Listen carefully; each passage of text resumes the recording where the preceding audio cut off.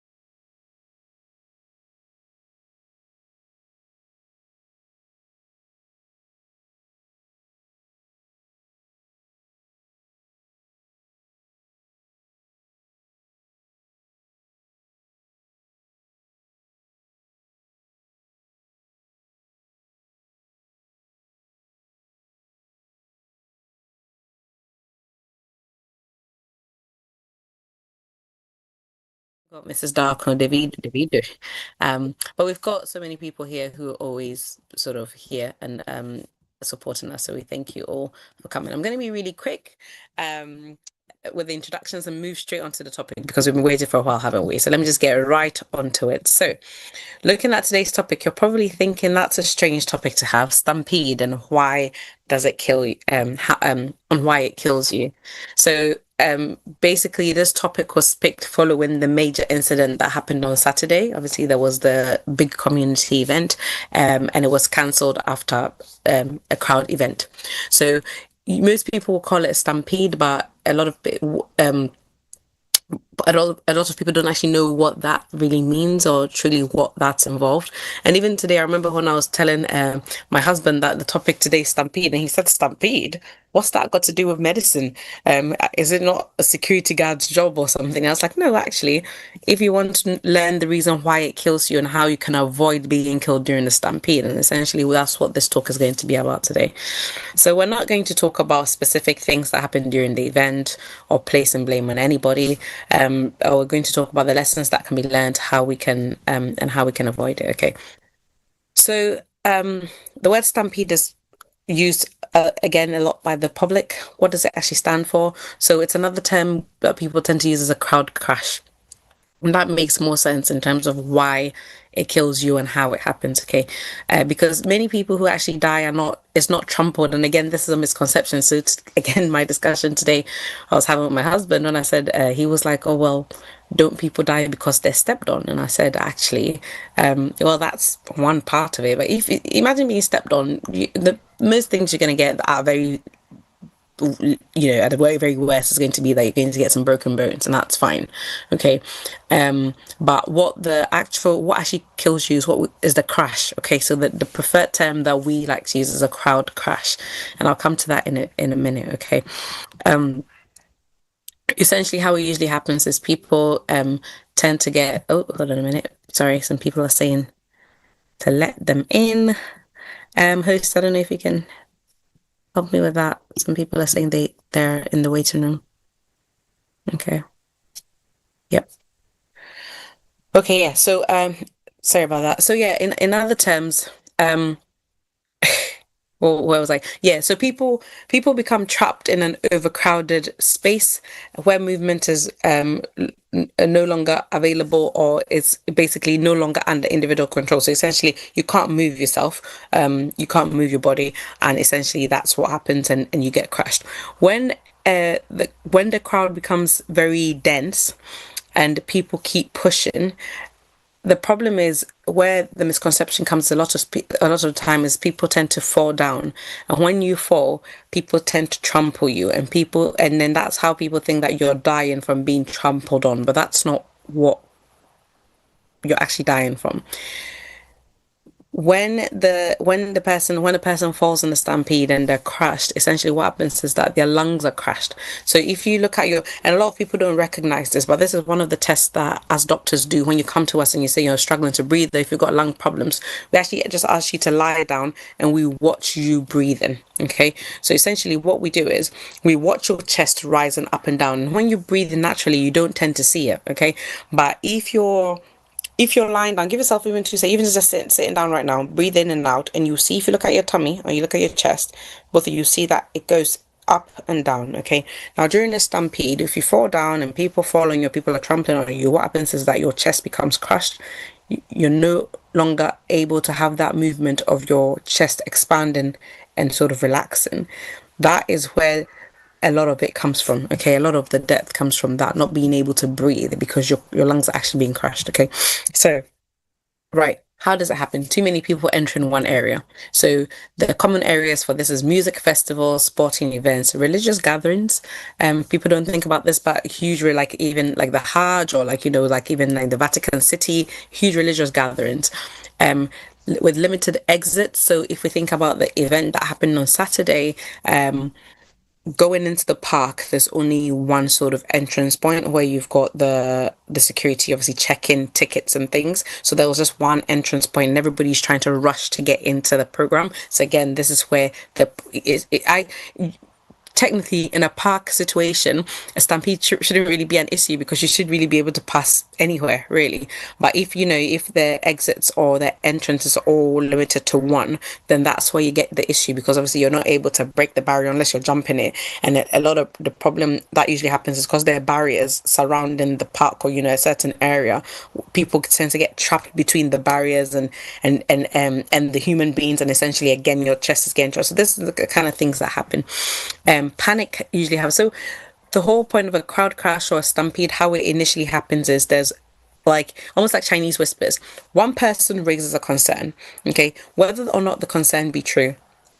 At that moment, nobody really knows, okay? That particular concern causes a panic. So, for example, somebody could shout something like fire, okay, or somebody could smell smoke and just go, oh, there's a fire. And people in a crowded area, people got kids, family instantly think, oh, there's a fire, I need to run, I need to get out of here. And essentially that's what happens. People start running and the stampede happens. Okay, false rumors, fighting can be another one. So again, if there's a fight and then you hear that a bottle breaks, a lot of people think, oh, I don't want to be near a violent fight, or sometimes even gunshots. If you hear a gunshot, you think, oh my goodness, and then people start running. So that can cause things that people don't really usually think about, or weather changes as well. So it's a lovely sunny day, everything's going on beautifully, and then it starts to rain, especially in an African type event where girls have gone and done their hair for they've permed their hair or they've straightened their hair, and a drop of water can really change your hair from a lovely straight silk press to a bushy afro, and we don't want that. So weather changes can really cause stampedes because we're just trying to save our hair and we're trying to get out of the area. Okay. So the important question I want to talk about here today, and what our main topic lies on, is why do people die from a stampede? Okay, as I've already said, many people think that victims die because they're trampled on. That's a myth. The reality is that what the actual term for that not being able to breathe is called compressive asphyxia, and basically it just means compression to your chest and not being able to breathe. Okay.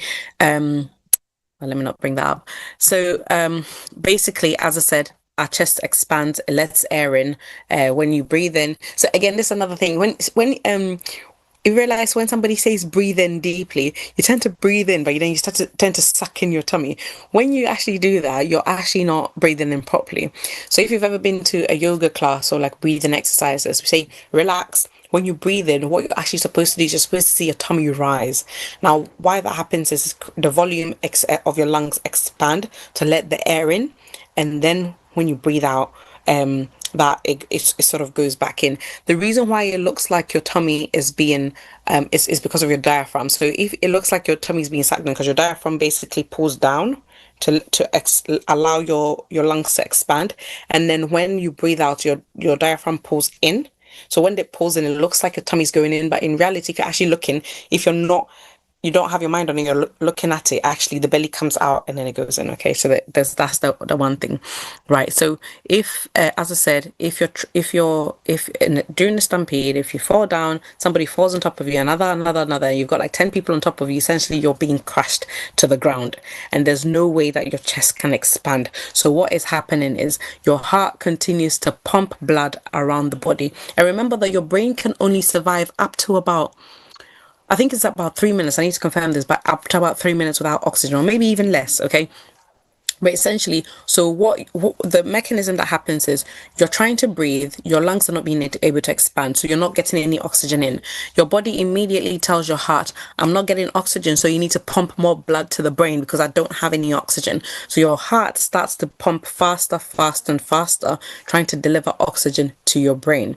Now, as your heart is pumping faster and faster, remember your heart is also a muscle that also needs oxygen to do its work. So you're not breathing because your chest is being compressed, so you're not getting any oxygen. Your heart is working harder because it needs oxygen to get the oxygen to your brain, and essentially your heart becomes depleted of oxygen, your brain becomes depleted of oxygen, and this is how most people die, because one, oxygen levels drop. Two, the brain is deprived of oxygen. A lot of the time, if your brain is deprived of oxygen, the first thing you go into is the brain shuts down. Okay. And then number three, you go into a cardiac arrest because your heart is working overtime to pump oxygen into your brain, but your heart needs the oxygen as well. So it's like running. I need the energy. I need to get oxygen to the brain, but actually I need oxygen as well. And because your lungs are not able to grab that oxygen, essentially system shut down, brain goes, but when the heart goes, that's it. Okay. So that's essentially what people die from, is the cardiac arrest. Okay. Some people remain standing but unable to breathe, and this is what I was talking about. If you get trapped between a fence, and let's say you're there and the fence is here, and so the person's trapped there and there's a lot of people trapped behind them, again, you think to yourself, well, clearly they're not being trampled on, but you can still die from that because, like I said, your lungs are being squashed. And the only positives about being in a standing position is sometimes you can almost wriggle your way out of it. But if you're in a really tight space where everybody around you is sort of crushing into you and there's no wiggle room, if it's especially a room where already oxygen can be a little bit difficult in a tight sort of crowded space, and then you're being crushed like that as well. So it takes seconds, honestly, for people to lose consciousness from the brain getting not enough oxygen, and then to go into that cardiac arrest from the heart not getting enough oxygen. Other injuries that people may suffer are things like broken ribs, head injuries, internal injuries, crush injuries to muscle, or psychological trauma after surviving a stampede. So these injuries that I've talked about may eventually kill you, but they don't kill you immediately. Okay, so the ones that will kill you immediately is what I talked about, is sort of the brain not getting oxygen and then the heart not getting oxygen, so going into cardiac arrest. That's what kills you immediately on the spot. The broken ribs, what that can sometimes do is, if you break your ribs, that can sometimes puncture your lungs. That's like double, because if your lungs get punctured from broken ribs, that means, again, you're not even getting enough oxygen. Again, that comes back to the oxygen thing. It goes to the brain thing, goes to the cardiac arrest thing. But if it's just broken ribs you get and you're actually still getting your oxygen, you might actually be okay from that. You know, you could survive from broken ribs, and that's absolutely fine. The head injuries thing, as I said, if people are trampling on your head, immediately you might not find any you might not actually get any detriments from that. If you get, for example, if you get a bleed in your head, there's something called a subdural hemorrhage, and we can talk about types of bleed in the head and how quickly they kill people. But subdural hemorrhages are very slow. Okay, they can take up to a week to take full effect, and that's why we always say, if somebody has had a head injury, they always need to, especially if it's a significant bang, they need to get checked in the hospital, because these are things only a scan can pick up. So scenario, let's say somebody's been involved in last week's accident, but it's only their head that was trampled on several times. They just have a bit of a headache, but they feel absolutely fine. As the week is going by, they feel like they've got a bit of a headache. Once in a while they get a headache, like every night, or maybe they've got a niggling headache but nothing else, and they think, oh yeah, well, obviously people have stepped on my head, eventually it'll go away. So headache. By day 5 they're still having a headache, they're taking paracetamol, headache's not going away. they're like, oh, okay, it's okay. Then they become a bit fatigued, a bit drowsy, and they're starting to lose a bit of consciousness at work. But all this time, they're just thinking, well, this headache is really making me tired. The weather's not, I'm drinking water, they're just really making it non-specific symptoms. By day 7, boom, collapse, and then that person's gone. That's because what happens in a subdural hemorrhage is there's been a burst in a blood vessel in the subdura in your head, and what happens is that it's slowly leaking and leaking and leaking, and if that's not checked out and that's not stopped, what can happen is by week 7 the bleed in the head has gotten so big that it's now compressing the brain, and then you're gonna die from something like what we call a hemorrhagic stroke, which is basically a stroke caused from bleeding. And that's how people will die from head injuries that they don't basically report. Okay.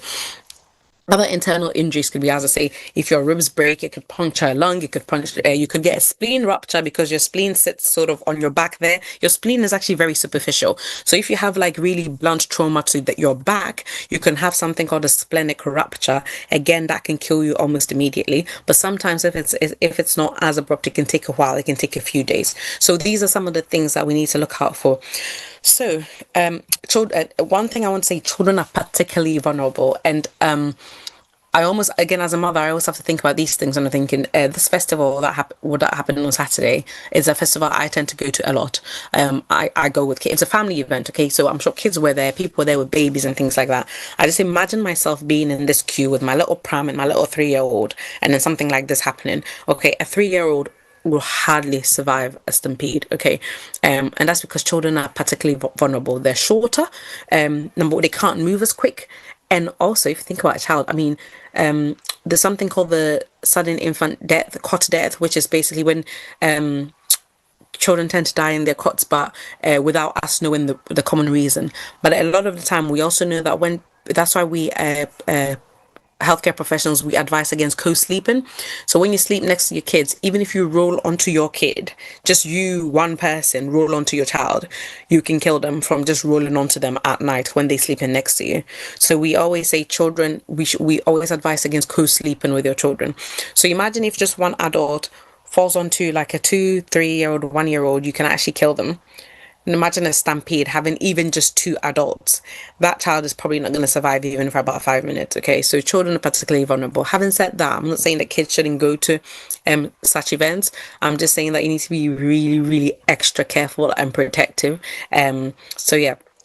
Another thing is older adults, so frailty. If you think about people over the age of 70 or 80 who have weaker bones, so you can have a really, really fit 70 or 80-year-old. I'm not being ageist here, okay? Some 70-year-olds are much, much fitter than 40-year-olds. So it's all about frailty. It's really not about the age, it's about how healthy you are. So if you're somebody who's 70, 80, you're well looked after, you've got good muscle, you've got good bone, I'm not worried about you. But if you're 40 and you've got quite weak muscles, quite weak bones, you're quite frail, the medical term we use is frail, then again, you'd be in this category. So, but just for the purposes of this talk, I'm going to say older adults and pregnant women may be at greater risk as well. Okay.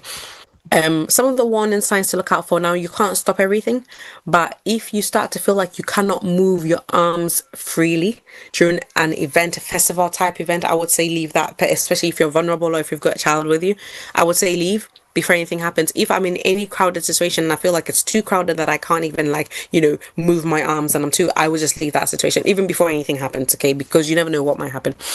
If you cannot choose the direction in which you are moving, so if you're in a situation or in a queue and everybody's going this way, I'm trying to go this way, and it's just because the crowd's sort of moving that way, that's a situation where I will start to get a bit of warning signs that I really need to get out of here.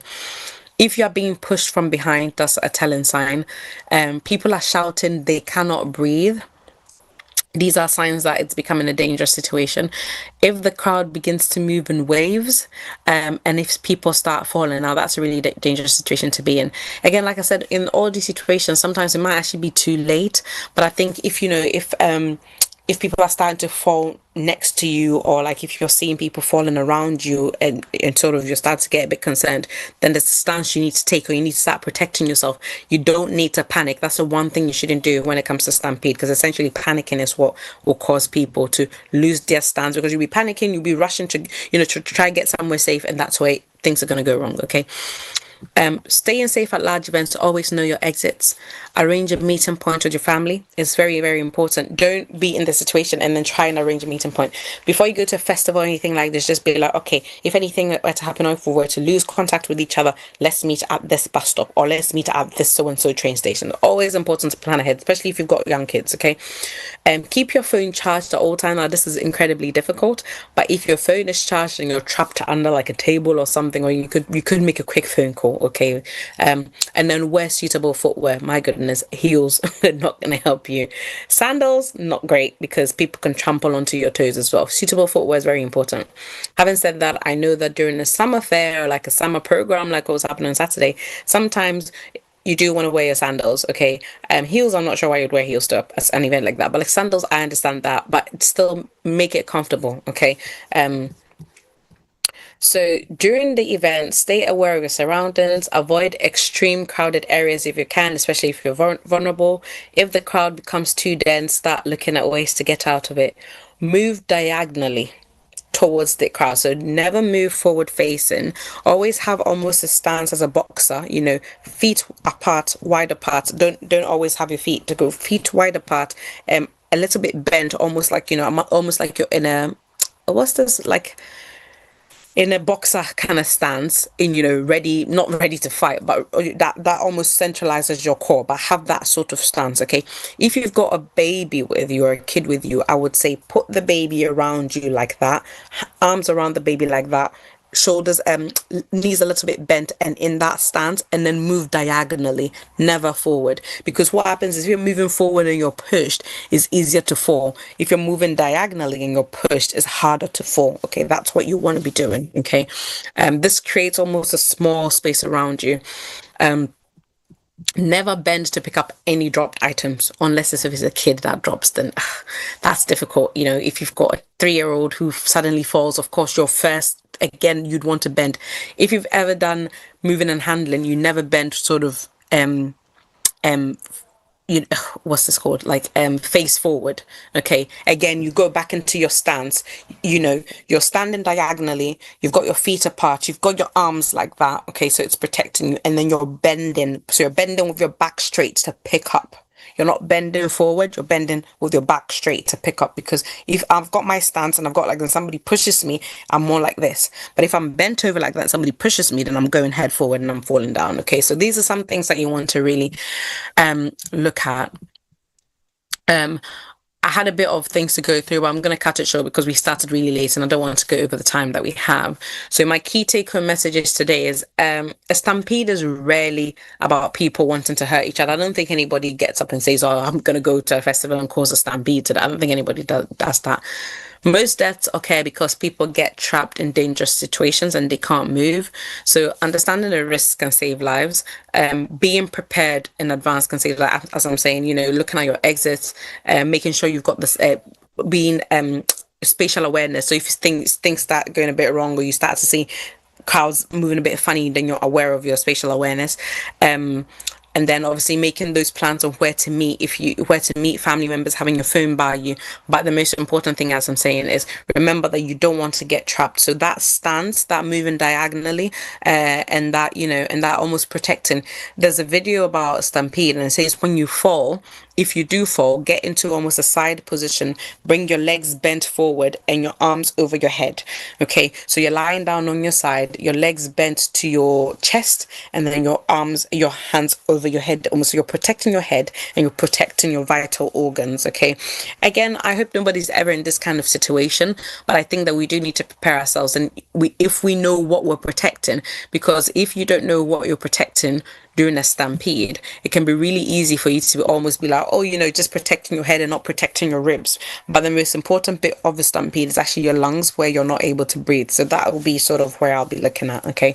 And if anybody's ever been in this situation, I'm sorry that people had to go through that here last week, but if anybody's been in this situation and starting to feel unwell, if you're getting headaches, if you're getting any chest pains or tummy pains and you feel like this is not quite right, I will advise you to go and see your A&E department immediately.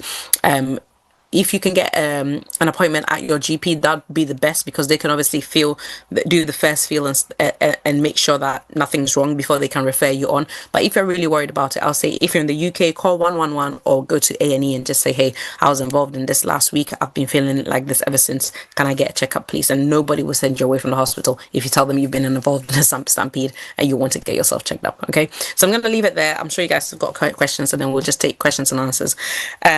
I'm not sure if we're doing, I think we're going to have a quick break before we do the Q&A sessions.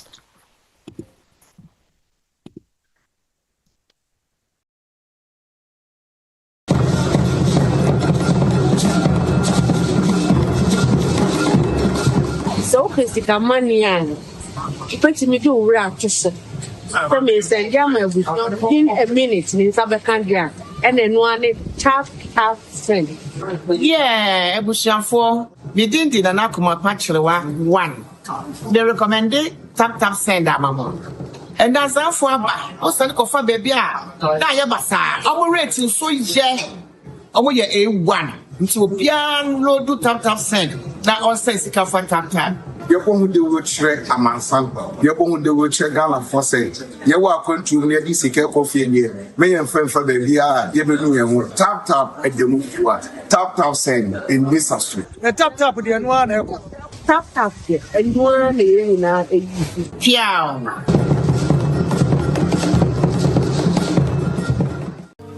Welcome to the epitome of luxury living, Whitewall Properties.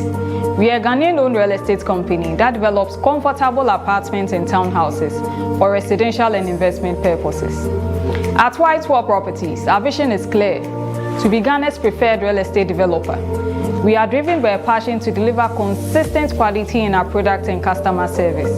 Our commitment to excellence is unwavering, and our team's dedication to providing an outstanding experience sets us apart. For over a decade, Whitewall has been at the forefront of Ghana's real estate industry, creating spaces that are not only comfortable, functional and located in the heart of Accra, but also stylish and luxurious.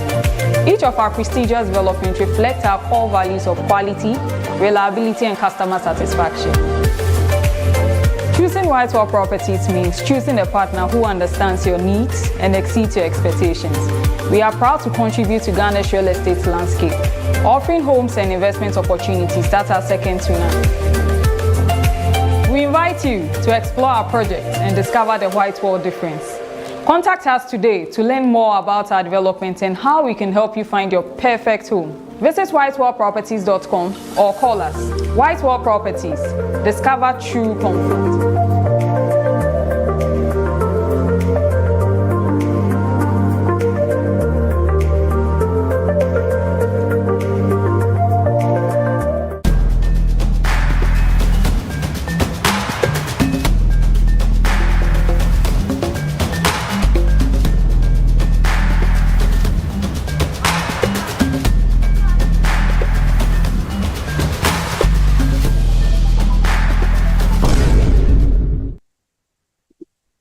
Hello, welcome back to the program. Once again, thank you all for being here. We almost cancelled the show today because when we started, there weren't many people, but I guess everybody's coming late. But thank you all for coming in. I've seen that we've got some questions in the chat. I've also got some questions.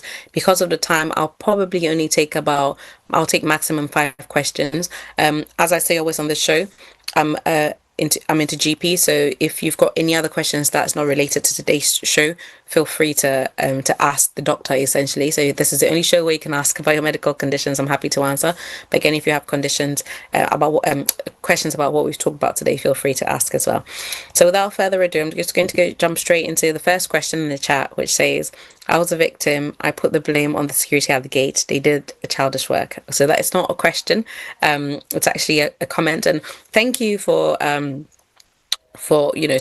that. Not everybody would want to admit that they were involved in that, and I hope that you're okay, from a medical point of view. Again, as I said, I can't put the blame on anybody. I wasn't there, so I guess that from your point of view, that's what happened. But I can't, I can't say whether or not I agree with that or not. But I think when it comes to Stampede, there are a lot of things that are involved. Like I say, security is one thing, but crowd control is another thing. Weather conditions is another thing. Also, the way that people react to triggers is another thing. So there's a lot involved there. But thank you for sharing that, and I hope that, as I say, I hope that you're okay and that you haven't got any pains and aches anywhere. But if you do, please get it checked out immediately. But I'm happy that you survived that. Yeah. I've got like some 4 questions here. If anybody's got nothing to ask, I'm more than happy to read out my questions and the answers, and then we'll close the show. Any other questions, you can put your hand up, or you can either put the questions or your comments in the chat. I'm more than happy to read it. If you're on YouTube today, unfortunately, I am not looking at YouTube or Facebook because I am hosting and presenting at the same time. So I will go back to all the YouTube and the Facebook streams. And if you've put a question in the comments, I will answer them personally. I will write a comment under it to answer it. So please do go back if you have any questions there. I'll make sure to answer them. Okay. Right. So, question has got here: why do experts prefer the term crowd crash instead of stampede? And as I said in the beginning, so because many deaths occur from being compressed, so the inability to breathe rather than running over each other. So when you say stampede, it's more like a being trampled over, but the deaths don't actually come, or most injuries, well, the bone injuries and sort of head injuries mostly come from being trampled over. Then that's true, and that can cause death, but that doesn't cause imminent death. So sometimes if those things are looked at after, it can cause serious injury. Now don't get me wrong, I'm not downplaying it at all, but I'm saying that at least it can buy you some time. So if it does cause serious injury, you get to the hospital on time, we're able to diagnose you can survive from that. But essentially the crash is what kills people immediately, because not getting oxygen to your brain within that 3 minutes, and then your heart not getting oxygen within that 3 minutes, is what's going to cause your cardiac arrest, and is what's going to cause people to die on the scene even before we get them to the hospital. So essentially that's why we prefer to call it crowd crash. Okay. Can someone die while still standing? I did mention this. It's not uncommon. No, sorry, it's not very common, but it is possible, because in severe crashes where you have nowhere to go, even though you're in an upright position, if you can't breathe, you can't breathe. If you're stuck against 2 big men, if stuck against a wall, and a really, really big man, or like a big woman, being really sexist there, aren't I? But a very big human being, essentially, and you're being crashed and you just can't breathe, then you can't breathe, doesn't it? It doesn't matter what position you're, whether you're lying down or standing up. If you can't breathe, you can't breathe. So yeah, people can die. It's not as common as lying down. Lying down is very easy to sort of die from lying down, because essentially you're being trampled over, you're being crashed, and all of that is happening. When you're standing up, you're not really being trampled over. So I guess you're missing that part of it. But if you can't breathe, you can't breathe, as I say. I've already answered this question before. Why are children at greater risk? So I'm not going to go into that. Oh, should I run if I see people start running? Not automatically. As I said before, firstly, identify why people are running. Don't just run blindly, because that can cause problems in itself. So if people are running past you and you're just panicking and you're just running as well, that's not good, because that can make things worse. Take your stance, move diagonally. This is what I've always said. Take your stance, move diagonally. Because as an African, when people are running, I run. Yeah, and that is true. That is, and I don't even think it's just an African thing. I think most human beings do that. If people start, it's funny because there was this social experiment which just, people just started running in like the opposite direction. Everybody just started turning back and just running. There wasn't anything. It was just a social experiment, but it was just like, okay, I'm going here and people are running away from there. So why am I still going there? I'm naturally going to run as well. But you need to be smart about it. I'm not saying don't run, because sometimes you do need to run, but I'm saying don't just run blindly. Okay. Yeah, it's an instinct. You don't care what the reasons. It is an instinct, but you need to think about how you're running as well. Because if you don't take a minute to think about all I'm just saying is give yourself 30 seconds. Okay. If somebody starts running, give yourself 30 seconds before you start running as well. But you have to think about how am I running? Why am I running? Okay. If you're just running blindly, it's easy for you to trip and kind of fall. Look around you. Why am I running? Where am I running to? How should I be running? These are the questions you should be asking yourself. So I'm not saying don't run. I'm just saying be careful how you run. Okay. I'll take this one question before I come to the question in the chat. It says, what should I do if I fall? Oh, and this is, I mean, it's very important. And I think if you're on the OT media group, I can put in the video I was talking about the stampede, but it's about you want to protect your head and protect your chest. So if you can, you get some space, try rolling onto your side because that's the bit. If you're on your top like this, it's a dead man's zone because if you're on top like you're practically exposing all your vital organs. All your vital organs are literally from here to your belly button. That's the most important part of your body. That's where everything is. Okay, so if you're lying out like that, essentially everybody can just step on all your vital organs. You're going to get a burst tummy, your lungs are going to go, that's a dangerous position to be in.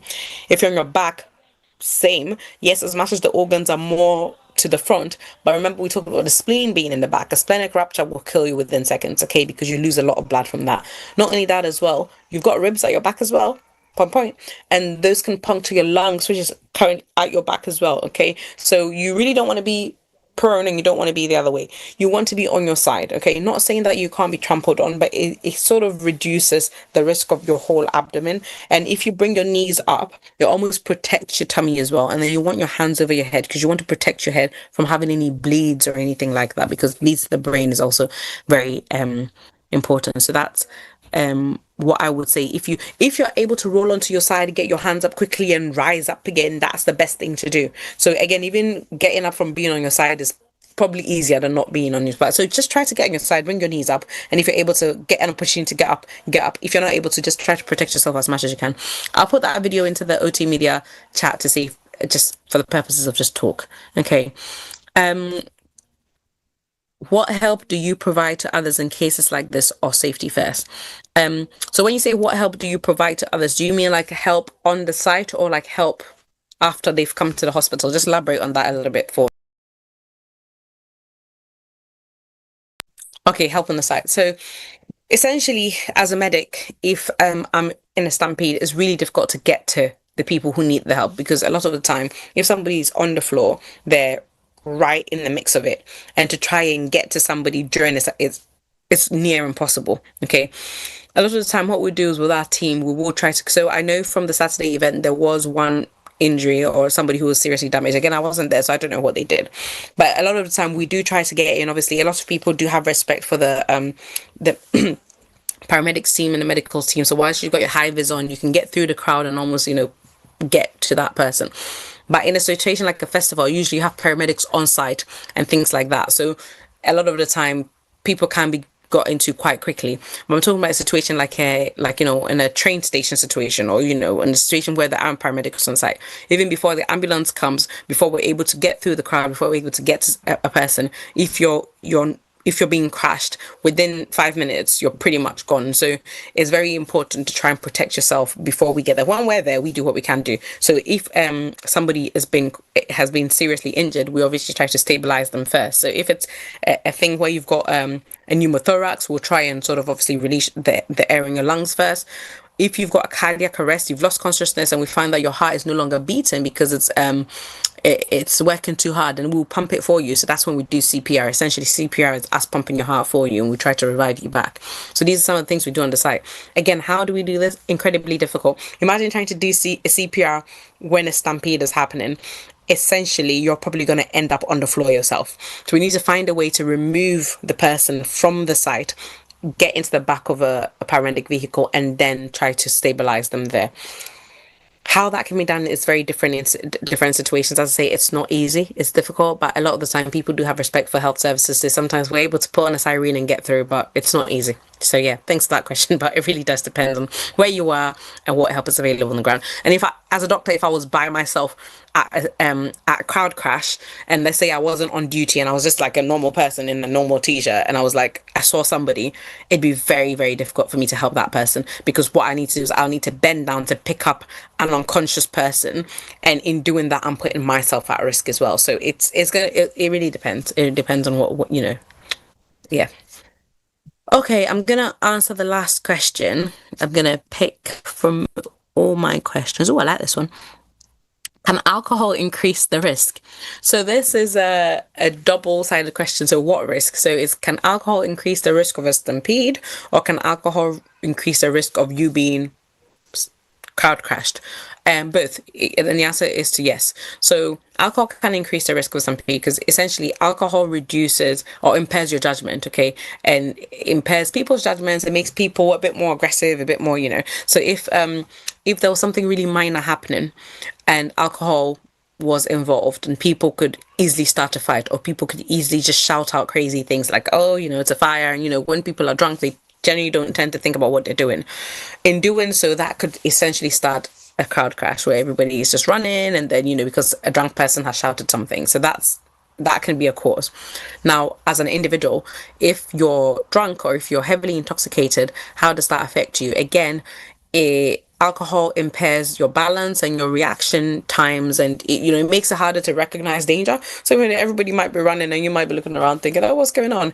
It affects your balance as well. So remember, when you're standing, when I talk about that stance, if you're a bit drunk and already, when you're heavily intoxicated, even walking is a problem, isn't it? So imagine starting to run or even trying to walk to safety. You might trample over your own shoelace and fall down and have an effect. I'm not saying, again, this show is not a show to say do not drink alcohol, drink responsibly, but all I'm just trying to say is if you're in an area where something like this is likely to happen, just make sure that you're not heavily intoxicated to the point where you can be at risk to yourself and to the public. Okay.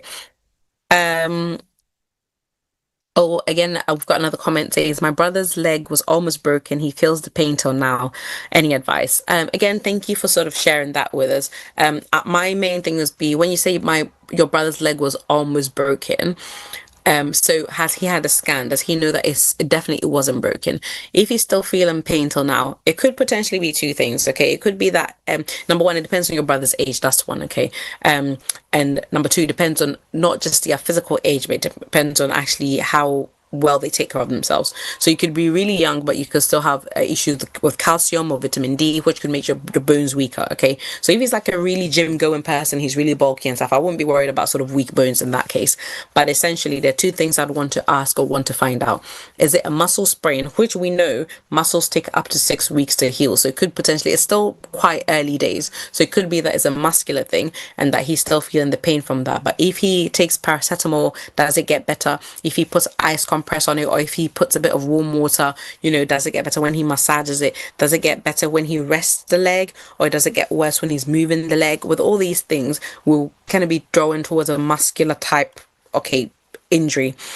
If the pain is constantly there, if taking painkillers makes the pain go away just a little bit but does not really take it away fully, and the pain is always almost there, it doesn't matter if you rest the leg or not, he's still got that pain. Has he got redness around the area? Is the area warm to touch? If you touch the area, does he feel immense pain? It could be that the leg is not fully broken, like you can see there's a break, but it could be something called a hairline fracture, or it could just be something like a fragility fracture in there, again depending on how weak his bones is. So I wouldn't just like I said, if you've been in a situation like this and you're feeling pain, I would go and try and get an x-ray, or at least I'll try and get assessed by a health professional to say, okay, I think this is muscular and it's going to go away in 6 weeks, or I think actually this might be a fracture, you maybe need to wear a boot, immobilize yourself for a few weeks to allow that bone to heal.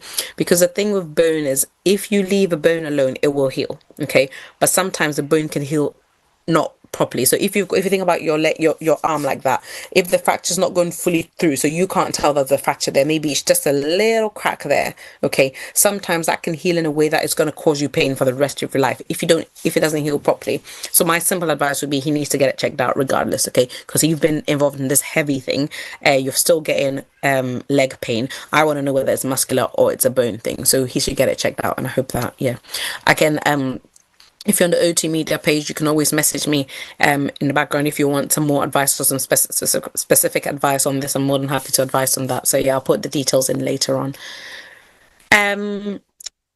Last question, as healthcare professionals, what are the priorities if casualties happen?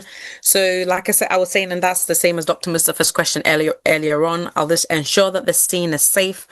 I'll call the emergency services if I'm alone, if they're not already there. But essentially, it's the job of the emergency services paramedics to help us get through the crowd. And I'll identify people who are not breathing. Those are my immediate concerns. I could see somebody with a broken bone who's screaming at the top of their lung. At that point, they're not my concern, because you can survive a broken bone. If somebody's not breathing, they're unconscious, they're my first go-to. Okay, so that's the ones I'm looking at first. I'm performing basic life support, doing CPR if I need to. We're controlling things like severe bleeding. So if somebody's got broken bone and blood is splashing everywhere, again, that person has a few minutes before blood stops getting to their brain or their heart. So again, I'm controlling bleeding. That's like my added priority. And then we're going to triage it, essentially. So my mom always used to say this thing, and I'm going to end with this here, but she was like, if you go to the hospital in Ghana and you don't make a fuss or you don't make a noise, then you're never going to be looked after, because it's people who are like noisy or people who are like shouting that gets looked after. After becoming a medical professional, I've realized that couldn't be far from the truth. Now, I don't know how it operates in Ghana, right? But if you come to the hospital and you're shouting and you're making noise, you're well. That's the honest truth. You're well. If you're not well, you don't have energy to make noise. And this is even one of the diagnosing criteria for asthma. One of the things we say is, if a child comes in and they've got asthma and they're crying and they're laughing and they're making noise, they're not my priority. Why? Because if you're able to make noise, you're able to cry, you're able to laugh, that means you're able to breathe. Okay, if you've ever heard of anything called Dr. ABC, okay, the D stands for danger. What does R stand for? Doctor, Mr. help me with this. But essentially, any medical assessment starts with ABC. A stands for airway. Okay, airway just means breathing. Airway means like your lungs and your respiratory rate and everything. B stands for breathing, and the C stands for circulation. So essentially, if you think about circulation, when you think about C, think about cardiac. So that's the heart. So if you look at A, B, C and how doctors assess illness or who is our priority, the first one is airway. The second one is breathing. These two are related to the lungs. That's before C, which is circulation or cardiac. That tells you that we put breathing above everything else. Okay, so if someone's not breathing, then that is our top priority. If I'm the only doctor left on an island and I've got sick patients and one of them is not breathing and the rest are okay. No, not the D at the end, the DR, Dr. ABC. So the D for danger, R is for, I think it's for response or something, I can't remember. But anyway, yeah, and then you've got that. Response. It is response, yeah. So, yeah, so essentially, but even the DR doesn't matter, but the ABC, like if I'm called into an emergency in a hospital, my first response is ABC. I'm checking airway, breathing, circulation. The point I'm trying to make is, if you're not breathing, you're not making noise, okay? So if I'm approaching you and you're making noise, you're okay. You're not my priority. It doesn't matter if you're having a heart attack, but if you're having a heart attack and you're saying, hey, me will, that means you're breathing. You're not my priority. The person who's not breathing is my priority. So I just want to get that to people out there, because a lot of Africans think, oh, if you go to the hospital and you make noise, that's why you're going to look. Trust me, you make noise, you're last on my list. I just want to, I'm being dead honest with y'all. So the next time they go to the hospital and think making noise, it's better you just sit there silently. I mean, if you're silent, I'm worried, honestly. If you're silent, I'm thinking, is he breathing? Is their airway open? These are the thoughts that goes to a doctor's head. So yeah, in a situation like this, I'm checking my A, I'm checking my B, I'm checking my C. If you're not breathing, you're my priority. Okay, so like I said, even if you're bleeding, if I have somebody bleeding and I can see blood everywhere, but that person's making noise, and I can see somebody without any blood, but they're just lying there and they're doing I'm going to that person first because they're not breathing. That's my priority. Okay, so just to let you know, and again, we can talk about this later on a bit more. I've done a CPR session before, but again, I can come back to do it and let you know what doctors look out for when we're looking at. So yeah, so top tip for today: avoid stampedes, keep yourself safe and healthy, but also if you go to the hospital, don't make noise, because then you'll be last on the doctor's list. Okay.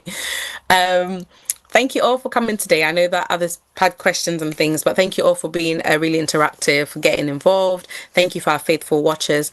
I know that it's been a while since we've been on. Again, obviously, most people who are here knows that I've recently had a child, so being a mother of two and trying to figure out all of this has been a bit tough, but we're going to be a little bit more consistent now because we've got a structure that's working for us. So it's going to be the new structures. I'm going to be the doctor on every Wednesday, and then we're going to occasionally have some guest speakers. Oftentimes I will host myself until Abena comes back, because she's currently taking a sabbatical as well. So hopefully we'll be expecting her in the next month or so, but essentially I'm going to be running the show from these Wednesdays. So if you have any topics that you want us to go through, please let me know. I'll try and keep the topics updated as well. So if something happens during the week, I'll try to talk about it and explain about it here. So if anything happens during the week and you'd like us to talk about it as well, just give me a shout. Be like, hey, Dr. Akosua, can we talk about this on Wednesday? I'm more than happy to go through it. But until then, it's lovely to see you all. I'm going to put the links in the chat, but I hope to see you all next week as well. Same time, same place. Thank you. Thank you, that's it, pal. No problem.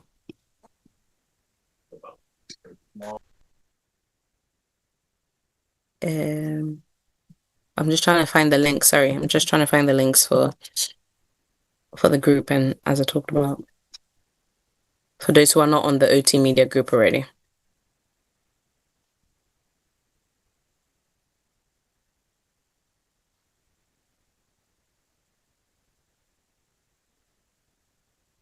Oh, everybody's already on there. If everybody's already on there, nobody needs it. Please let me know, because I'm struggling to find it.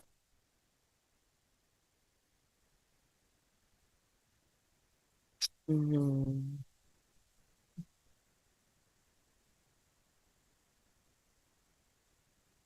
there it is. Okay. Okay, brilliant. So I've got some links in the chat that you can join to the Instagram, TikTok, and email. That's just if you want to get in contact with myself, please DM me, send a message. More than happy to, as I said. If you've got any suggestions about any topics you'd like us to cover as well, please get in touch, Instagram, TikTok, or via email. The OT Media community, the WhatsApp group, that's there. We update you on all the shows, on the topics. If we're not coming on, we'll tell you from there. If we're coming on, we'll let you know as well. And then there are other bits and bobs about menopause that you might want to join. But thank you so much for being involved. And I hope I'll see you next week. Take care. Have a good, lovely week. Goodbye.